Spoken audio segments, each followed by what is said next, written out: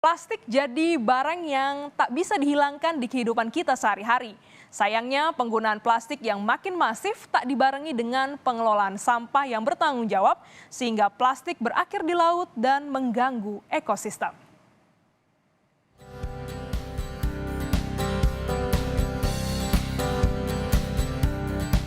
Keberadaan plastik tak bisa dilepaskan dari kehidupan modern. Penggunaannya lebih sederhana dan mempermudah pemakaiannya. Sayangnya, keberadaan plastik tak dibarengi dengan kedewasaan pengolahan sampah plastik. Berdasarkan data Kementerian Lingkungan Hidup dan Kehutanan atau KLHK, total sampah nasional sebesar 68,5 juta ton, di mana 11,6 juta ton diantaranya merupakan sampah plastik pada tahun 2022. Tim Nasional Pengendalian Sampah Laut mengestimasi sekitar 615.000 ton sampah terbuang ke lautan Indonesia hingga laut dunia. Indonesia kini menjadi negara kedua terbesar di dunia dalam hal penyumbang sampah plastik di laut. Padahal, Indonesia bukan negara tertinggi pengonsumsi plastik di dunia. Bahkan posisi kita nomor 5 di bawah Korea Selatan, Jepang, Jerman, dan Vietnam. Upaya kebijakan mengurangi pemakaian plastik sudah dilakukan, tapi belum efektif menekan pengelolaan sampah plastik. Beberapa gerakan pengolahan plastik juga mulai marak dilakukan masyarakat. Salah satunya adalah 3D Oasis. Namun, kapasitas pengolahan yang mereka lakukan masih sangat sedikit. Ya, memang sih. Jadi untuk saat ini di Indonesia sendiri keseluruhan jumlah plastik yang baru didaur ulang itu mungkin baru sekitar 9-10% yang terkumpul dan terdaur ulang. Kalau menurut kami salah satu tantangannya adalah sebenarnya untuk mendapatkan bahan baku sampah atau sampah plastik yang berkualitas, karena seperti kita tahu untuk saat ini di Indonesia penyortiran sampah belum ada dari sumber atau dari masyarakat secara langsung. Kalau sebagai perusahaan baru yang merintis, ibaratnya waktu kita merintis 3D Oasis, tantangan utamanya waktu itu sebenarnya selain dari segi sumber plastik itu sendiri adalah dari segi pendanaan waktu itu.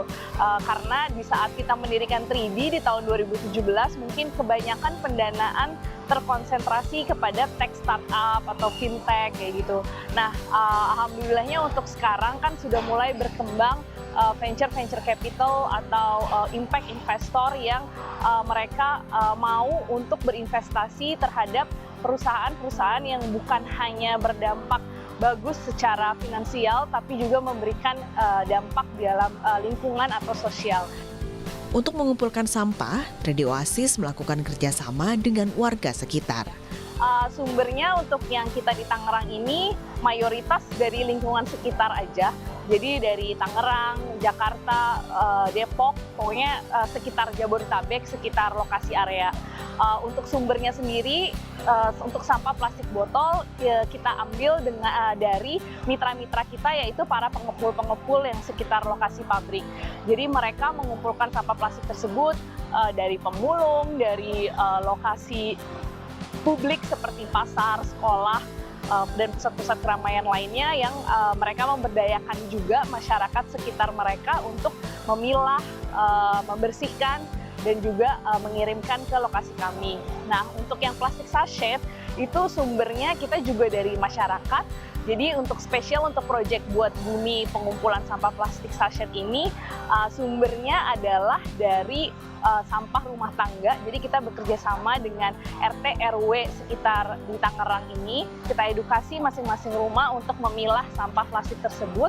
Lalu kita kumpulkan, kita jemput dengan motor sampah-sampah plastik sachet yang dikumpulkan, dan mereka akan mendapatkan kupon setiap minggunya. Jadi setiap bulan ketika sudah terkumpul kuponnya akan kita berikan berupa sembako gratis seperti itu. Firdaus Ali, pakar lingkungan dan akademisi Universitas Indonesia mengatakan, agar penggunaan sampah plastik tidak semakin banyak, maka perlu adanya integrasi data solid waste management dengan hidrologi. Perlu menerapkan konsep daur ulang yang kuratif, serta penggunaan material alternatif secara intensif seperti material bioplastik sebagai tindakan preventif. Kuncinya bukan di mana-mana, kuncinya ada kita bersama. ya. Nah, sehingga kemudian tadi kata kuncinya ya tadi bahwa bagaimana kita membangun kolaborasi, bagaimana kemudian sinergi tercipta, tentunya bagaimana kita mengedukasi diri kita bersama ya melalui apapun level kita ya, karena kita penting mengingatkan diri kita kembali. Nah, yang berikutnya apa? Kita butuh semangat untuk mentransformasi diri kita melalui inovasi-inovasi yang ada untuk apa? Untuk solusi persoalan yang ada, karena semua itu merupakan investasi untuk menyelesaikan persoalan lingkungan kita ke depan. Dan saya yakin sekali dan saya ya sangat percaya sekali bahwa Indonesia, negara yang sekarang menjadi ya tadi percontohan banyak hal ya, kemajuan kita berhasil melewati pandemi, masa-masa sulit ya dibandingkan negara lain, kita sukses di G20 ya, tentunya kemudian di KTT ASEAN yang kita juga hostnya, ini modal besar untuk apa? Untuk kita kemudian melakukan transformasi diri untuk apa? Untuk menjadi bagian dari solusi masa depan lingkungan kita.